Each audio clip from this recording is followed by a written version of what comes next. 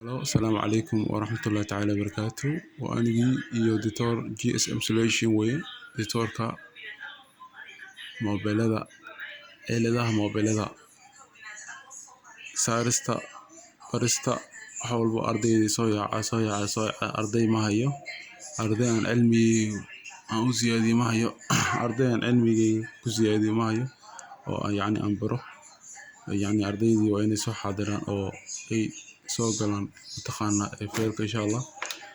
Kan waxa weeye page-kayga Facebook weeyaan, yacni Facebook profile-kayga hadda jooga.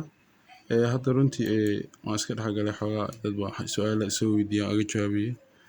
Hadduu Ilaahay ku raaco marka icon-nadan si aad ugu dhigan lahayd waan kuu sheegay. Icon-nadan haba meel baa geyn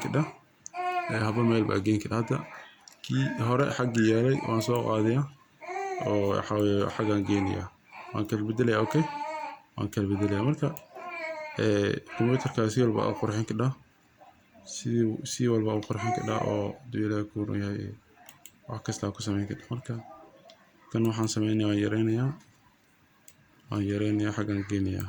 Soo ma jeedaan asxaabi?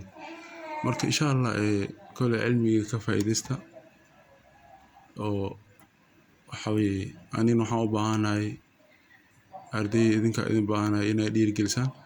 Idinkuna cilmiga waa u baahantiin because maanta waxaa lagu horumaray, maxaa yeelay maanta waxaa lagu horumaray cilmigan teknolojiyada lagu horumaray. Marka insha Allah waa idin salaamayaa, like saara insha Allah, qaabka video like u saar lahayd insha Allah. Kole qofkii yaqaan uu yaqaan, qofkan aqoon haddan u soo duubiyaa insha Allah qaabka u fududo video like u saar lahayd.